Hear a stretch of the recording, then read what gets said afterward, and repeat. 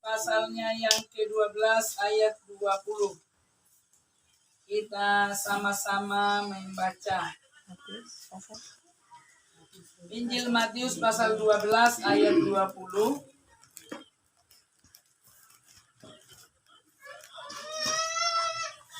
Kalau sudah ketemu Injil Matius pasal 12 ayat 20, kita baca bersama-sama 2-3. Bulu yang patah terkulai tidak akan diputuskannya, dan sumbu yang pudar nyalanya tidak akan dipadamkannya, sampai ia menjadikan hukum itu menang. Amin. Yang menjadi tema firman Tuhan hari ini, Tuhan Yesus mencarimu. Amin. Ada bahasa Jawa berkata begini, watuk iso diobati, tapi watak digowo mati. Ya, watuk iso diobati, tapi watak digowo mati. Firman Tuhan datang kepada kita hari ini. Bulu yang patah terkulai tidak akan diputuskannya. Tuhan mencari kita orang yang berdosa karena Tuhan sayang, karena Tuhan cinta kepada kita. Tidak ada seorang pun di dalam dunia yang tidak punya kesalahan. Semua manusia ada kesalahan. Tetapi kalau kita sudah ada di dalam firman Tuhan dengan sungguh-sungguh, maka kita menjadi anak Tuhan yang tetap taat dan setia, tetap mengasihi Tuhan dengan luar biasa, meninggalkan hal-hal yang tidak berkenan kepada Tuhan. Ada satu orang yang bernama Oscar Karvan. Dia 17 kali dia dipenjara oleh karena kesalahan, pembunuhan dan sebagainya. Dan para psikiater berkata, orang-orang berkata Oscar ini tidak akan lagi bisa berubah karena kejahatannya yang sangat luar biasa. Tetapi waktu dia berjumpa dengan Tuhan Yesus, waktu ada seseorang memberitakan firman Tuhan kepada Oscar itu, akhirnya dia menjadi anak Tuhan. Bahkan dia menjadi hamba Tuhan. Dia memberitakan kasih karunia Tuhan yang sangat luar biasa kepada banyak orang. Sampai dia menjadi pendeta atau penginjil yang terkenal. Mungkin kita boleh berkata, nasib saya tidak akan bisa berubah. Dari tahun ke tahun, wes kayak ngono ae hidupku. Udah kayak gini aja hidupku. Tetapi Anda berpola pikir yang positif, maka Anda menjadi pemenang di dalam Tuhan. Amin. Karena ada perubahan dari hidup kita.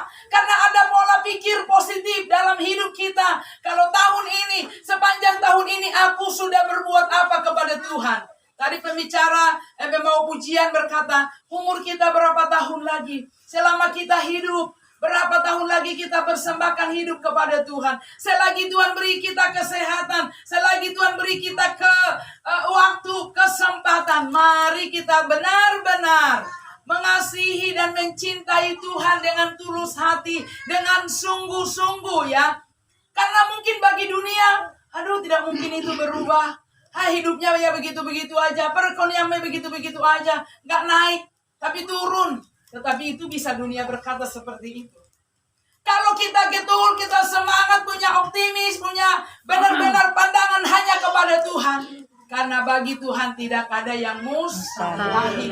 Dia dapat melakukan perkara-perkara yang sangat luar biasa. Jangan batasi kuasa Tuhan di dalam hidupmu. Jangan kita batasi kuasa Tuhan. Kuasa Tuhan bekerja di luar pemikiran kita. Ya, orang berkata tidak mungkin, tetapi dunia tidak mungkin.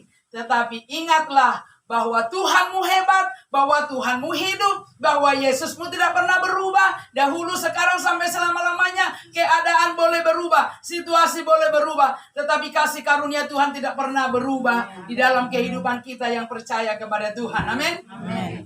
Ada seorang kakek-kakek, yaitu orang jujur bisa bohong. Apa yang dimaksud dengan orang jujur bisa bohong? Ada suatu hari si kakek ini pekerjaannya memotong kayu. Dia potong kayu dan dia jual.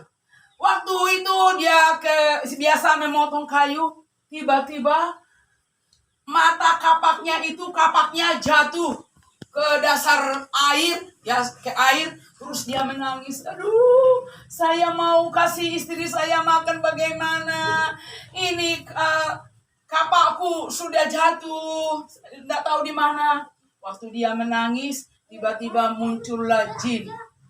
Waktu muncul jin, dia berkata, "Kenapa kau nangis, kakek?" "Ya, ini apa saya yang biasa saya pakai, yaitu kapak saya untuk menebang pohon ini hilang." Terus si jin tidak lama kemudian bawa kapak terbuat dari emas. "Ini punya kamu, kakek?" "Oh, bukan itu." "Oh, terus?" "Ya, bukan itu." Si jin ambil lagi dari perak, yaitu kapak. "Apakah ini?" Bukan itu." Tiba-tiba si jin ngambil lagi. "Apa ini? Yang jelek ini terbuat dari kayu gagangnya." "Oh ya, ini punya saya."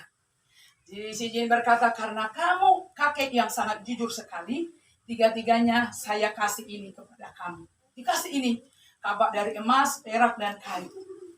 Tiba-tiba waktu berlanjut, berapa hari lagi mereka sama istri menyeberang sungai. Tiba-tiba istrinya ini hanyut. Istrinya hanyut, dia menangis. "Aduh, tolong, istri saya hanyut di bawah arus, tolong." Datang lagi si jin, membawa perempuan cantik yang namanya Luna Maya. "Apakah ini istrimu?" Datang dia berkata, "Iya, benar. Ini istri saya." Katanya, terus, "Kamu ini kemarin jujur, sekarang kamu menjadi pembohong. Bagaimana bisa?" "Saya sudah tahu. Kalau jin nanti datang lagi, pasti dibawa si Dewi Persik." Terus yang ketiganya dikasih lagi istri saya yang asli. "Saya sudah tua, tidak kuat lagi untuk memberi makan tiga wanita ini. Jadi biarlah ini satu-satunya buat saya." Saudara yang dikasih Tuhan, ya, seringkali kita berkata, "Wah, mungkin saya hidup benar di hadapan Tuhan, tetapi bohong ya." Nah, ini biar ketawa ibu-ibu dengan depresi, saudara yang dikasih Tuhan ya. Jadi firman Tuhan berkata, bagi Tuhan tidak ada yang mustahil. Tuhan dapat mengubah kehidupan kita. Tuhan dapat mengubah perekonomian kita. Tuhan dapat mengubah karakter kita. Tuhan dapat mengubah seluruh hidup kita yang Tuhan mau. Kita sungguh-sungguh berserah kepada Tuhan. Izinkan Tuhan ada di hidupmu. Roh Kudus yang memimpin hidupmu. Engkau berjalan sesuai dengan rel kebenaran firman Tuhan. Saat kita berjalan sesuai dengan rel kebenaran firman Tuhan, berkat-berkat sudah Allah sediakan buat kita sekarang. Amin. Saat kita jujur, saat kita benar-benar hidup dalam kekudusan yang daripada Tuhan, maka berkat ilahi itu akan menjadi bagian dalam hidup kita. Khususnya buat hari ini, bagaimana Bapak Edi dan Ulijang dalam pernikahannya berulang tahun, mereka boleh bersyukur kepada Tuhan. Biar bukan hanya hari ini bersyukur, tetapi setiap hari kita diajar untuk dipimpin kuasa Roh Kudus, yaitu hidup berkenan kepada Tuhan. Tuhan Yesus memberkati, tundukkan hati di hadapan Tuhan. Haleluya. Kita datang dengan satu pujian. Ku tetap cinta.